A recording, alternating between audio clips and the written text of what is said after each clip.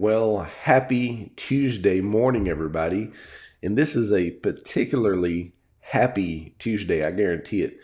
Just walk outside, walk out into the cool. Well, our northern friends would make fun of us for saying this was cool, but it's cooler than it has been, and it's dry. There's a dry air. It's not, you know, give you a big old hug, kind of humid. It's stand off, kind of arid. It's wonderful. We're going to have an enjoyable morning, an enjoyable day, just because we've had this cool front pass through. And I know we're still in September. My goodness, we got today and tomorrow to enjoy September. Usually you would expect this to come sometime in October, and sometimes Octobers don't even have cool fronts that bring in pleasant weather. But the Lord has blessed us today. If the Lord has blessed you, just go ahead and put an amen on the chat portion, because I'm feeling particularly blessed. It makes me want to pour up a nice hot cup of hot coffee to enjoy for an extra long time and just take life in a greater way today. So here's my cup of Seaport coffee, the official brew of the First Baptist Nederland 7 a.m. and 7 p.m. ministries. And we're going to be looking forward to a great time together. So allow me to enjoy a libation of this delicious coffee this morning. Mm, that's pretty good. Now listen, when you're buying Seaport coffee, especially at your local store, you need to be mindful because the same package that says dark roast is colored almost exactly like the package that says in between roast. And if you're wanting dark roast and you pick up in between roast and you actually purchase in between roast and you brew a cup of in between roast, you will not be satisfied. You will not be satisfied. Now, if you go to Market Basket looking for in between roast and purchasing it and cooking it, you're going to be just fine. But if you want dark roast, well, the in between roast just doesn't cut it. Man, I hope y'all are all doing well in here this morning. It's kind of early on the Tuesday morning. Let me warn you already. If my internet cuts out for whatever reason, I'm going to just restart this devotion. So I hope you'll come back on and share with a few friends so we can get our group back together. But last Tuesday, internet just worked against me. Had an internet failure very early in the broadcast, and then I had something to go to immediately, so I couldn't jump back on and finish what I was going to say. Hopefully, the Lord will spare us that this time around, because I want to really appreciate on y'all that are getting on here. Cynthia, good on you. Hope PNG, hope our Port Neches Indians do good this coming Friday. Nederland, they couldn't go to their last ball game, and their next team decided not to come to Nederland. But the day was saved yesterday as coaches arranged for football team in Lufkin come down here, and boy, I'm really excited about watching the band march on that new turf. And not to take away in my excitement from Bulldog football, but I've got a vested interest in a flute player that's going to be marching up and down the field. So I'm really looking forward to that. So Cynthia, good to see you this morning. And Raina, hey, happy Tuesday morning. Big fist bump to a fellow Hiconian. I think we need to adopt language that identifies where we're from. Raina, do you think Hiconian is an appropriate expression of our origins in Hico? I don't know. Maybe Christy can answer that question for us. But we're fellow Hiconians for right now until we find a better term. And Rachel, hope you're doing well. Big fist bump to you and your guys. And Malcolm, hey, God bless you this evening in Malaysia. Glad to have you on here with us. I'm going to try to get a little inspiration going for you. And Maul, hey, I can't wait for you and Vicky to come down to Nederland. You get to spend some time with little William. Want to show him off to you. He's a pretty good little guy. Jenny, I hope everything's going your way. God bless you. Good to see you this morning.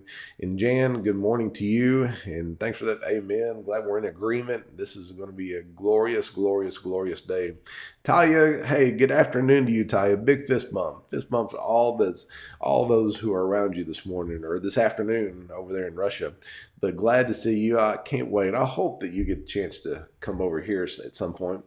It might be a little while before Birdie and I get to travel that far, but hey, nothing's out of the question. Barbara, good morning.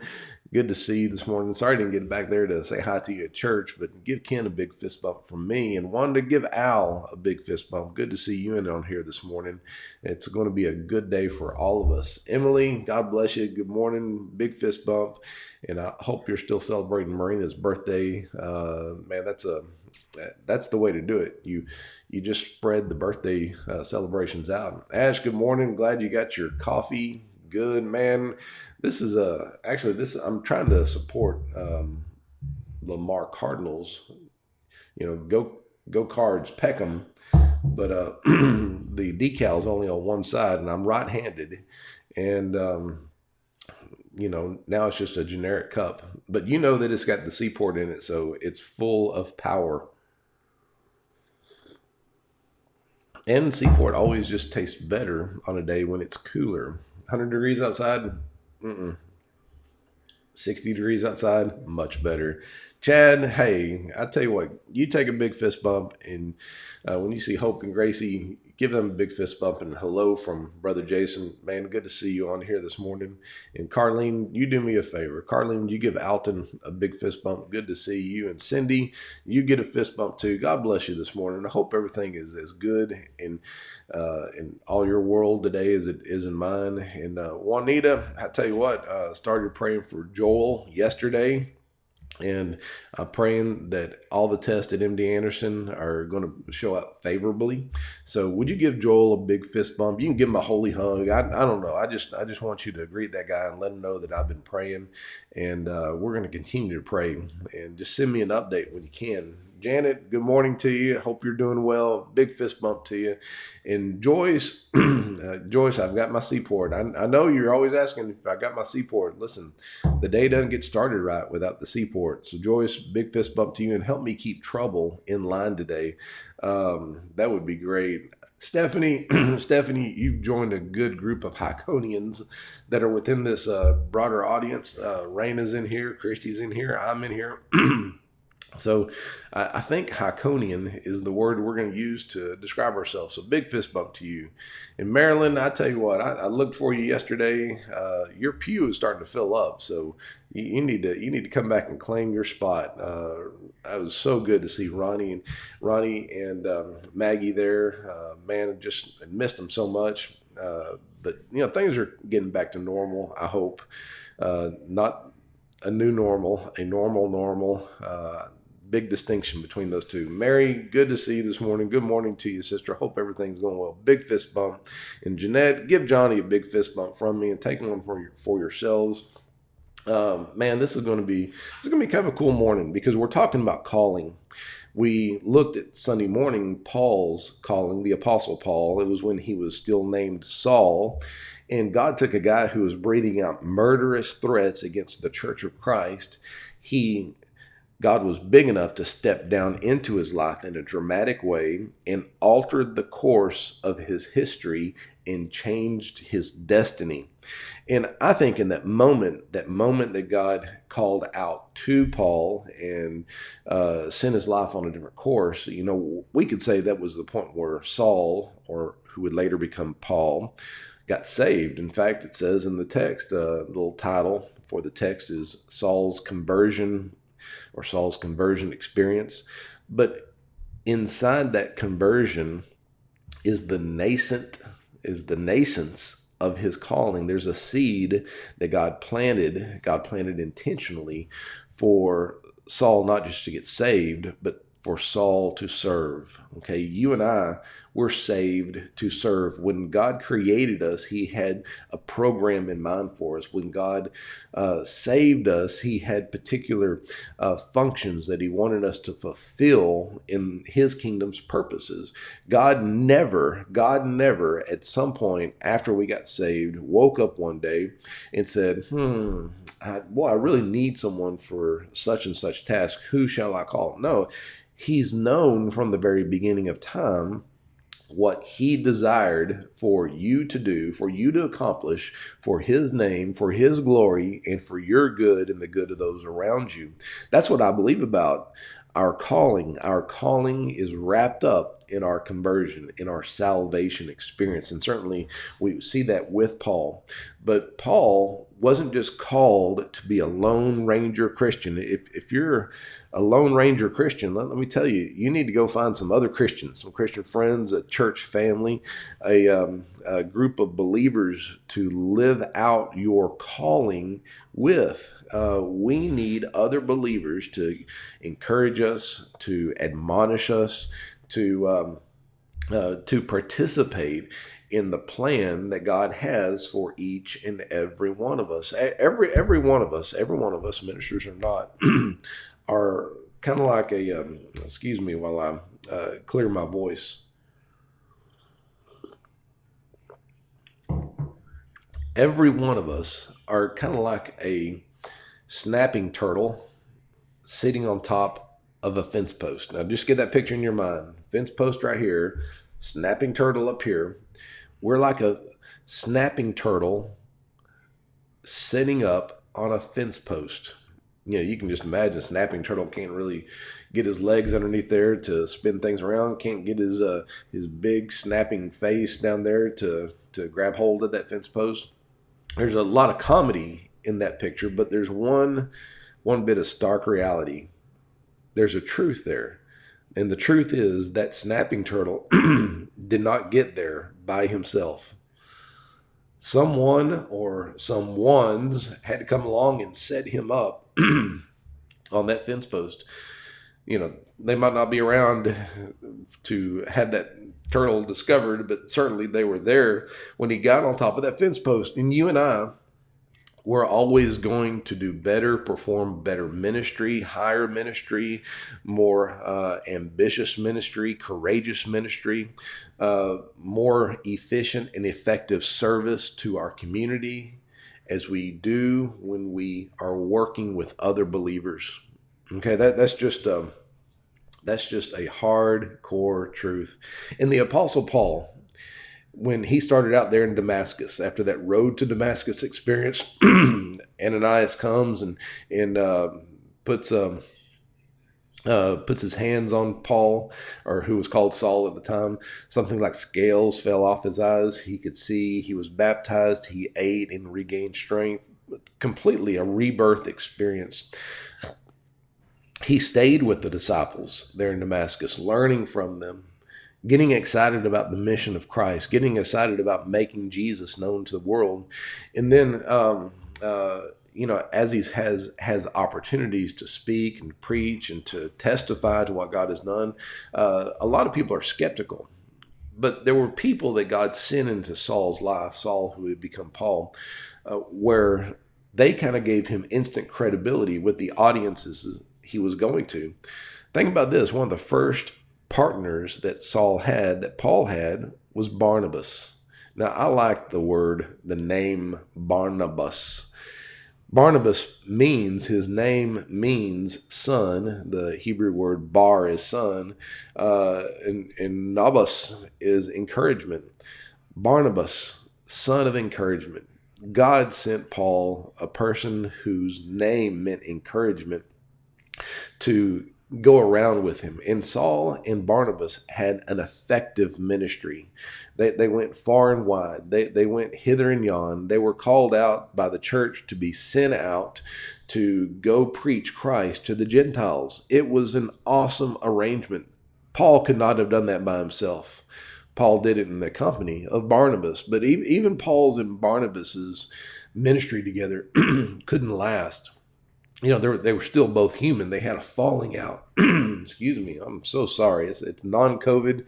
It's cold front cough is what it is. Cold front, back of the throat filling up with cold front things. But hey, I've got my trusty cup of seaport to wash it away. Okay. So Paul and Barnabas have a falling out. They have a falling out over a guy who doesn't like to show up on time, John Mark. And you can read about this in the book of Acts.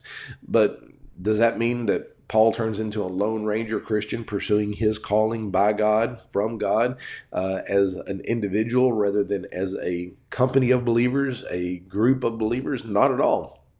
God sent Silas. God sent Silas to aid Paul, and that's just beautiful because we find Paul and Silas in prison after one of their particularly long missionary days, and instead of moping and crying or even sleeping in prison, we find them singing hymns. We find them singing hymns together. You imagine how it multiplies the enthusiasm that one person might have when another person shares that same enthusiasm. It's not just that you have enough energy and enough enthusiasm to give up or give in. You have enough enthusiasm to keep going, and that's exactly what happened with Paul and Silas. We see always Paul in the company of other believers, and that's important for us. Because as you and I are called to our particular ministries, as we've been filled with the Spirit, gifted by the Spirit, to be employed in specific callings, we're never called to be alone. We're called to be His church. And as His church, we're connected to other believers whom we can help and who can help us. But together we can do more than we can individually. Just let me just read this passage. Just a passage in Acts chapter 4 has me particularly excited this morning.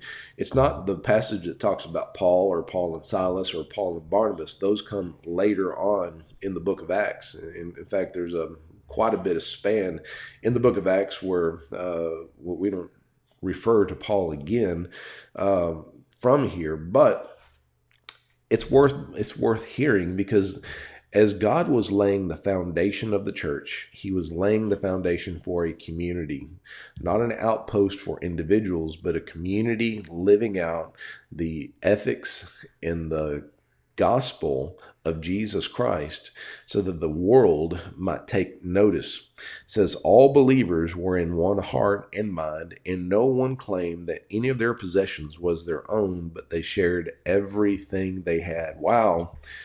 This was a community that had to be built up on love, had to be buttressed by trust, had to have common goals and common interest and a common destination. They knew they were going to heaven. They knew that this world was not their own. They knew that the property that they had, it could be used more effectively in the community rather than each individual community member hoarding up, maybe even to their harm. This is just a beautiful, beautiful verse, and it talks to the spiritual nature that we have when we're connected to other believers. And I like these words that Christy wrote. Let me read these beautiful words, and if you don't have a copy of Saved to Serve, we're about halfway through it, but there's still some good meat on it. If you'd like one, you send me a message and I'll send you one. It says we often navigate night by the light of the moon. We're in awe of its beauty. The truth is, the moon has no apparent beauty and no light of its own. The moon is merely a reflection of the sun. The glow we encounter in all of its phases is thanks to our consistent and unfailing light source, the sun. As believers, we're much the same way. In quoting 1 Corinthians 6:17, but he who is joined to the Lord becomes one in spirit with him. Having been redeemed, we have the divine purpose of reflecting Christ's light. Let me add something that I say every time someone joins our church. God does not bring people into a congregation accidentally. He has it in mind from time immemorial, and he brings people into a congregation so that they might contribute their light, their reflected light, which all of us only have a reflected light because we're like the moon. We reflect the light of the living Son of God. They come to join their light with ours so that our light together might shine more broadly and brightly than it could ever shine if we were to remain alone and individual as individualists in our Christianity. When we're called to join with those group of believers who recognize that they have no light in and of themselves, but because of our salvation and because of the light of the Son of God, we become the salt of the earth and the light of the world. It's a borrowed light. And because it's Christ's light, it's beautiful. So let me just skip down to the bottom of this because this is good stuff. It says, we become light when we become one with Christ. We become beautiful fragments of light when we as believers share one heart and mind. Natural disasters are overcome. Battles are won, and the kingdom is built when we reflect Christ's light together. Didn't you like that last part, how it resonates? The kingdom is built when we reflect Christ's light together. You know, sometimes together is difficult, but it's worth it. It's worth it. Sometimes disagreements can erupt where people choose to congregate, where they choose to expedite the plan of the church. And sometimes that plan involves picking carpet color that not everybody can agree on. But it's worth wading through those things, because when we reflect Christ's light together, when we build that kingdom, when we shine that light, we're reflecting his glory. Let's never forget that we've been put here. We've been called here to reflect his glory into the world. So today, just think about how you've had the privilege of serving with other believers. Think about the privilege of the role that you play so that others can play their role. We don't all have the same job, same position, same role, same function. But as each one of us comes alongside of all the rest of us, it makes for a powerful, powerful, God-honoring congregation. Let's continue to be that powerful, God-honoring congregation. Let's keep the cross as our glory, and the Spirit as our guide, the Scripture as our rule book, and our love for one another, that binding glue that keeps us together as we are called into the family of God. Hey, listen, I want to thank y'all for hanging out with me this morning on this fine Tuesday morning.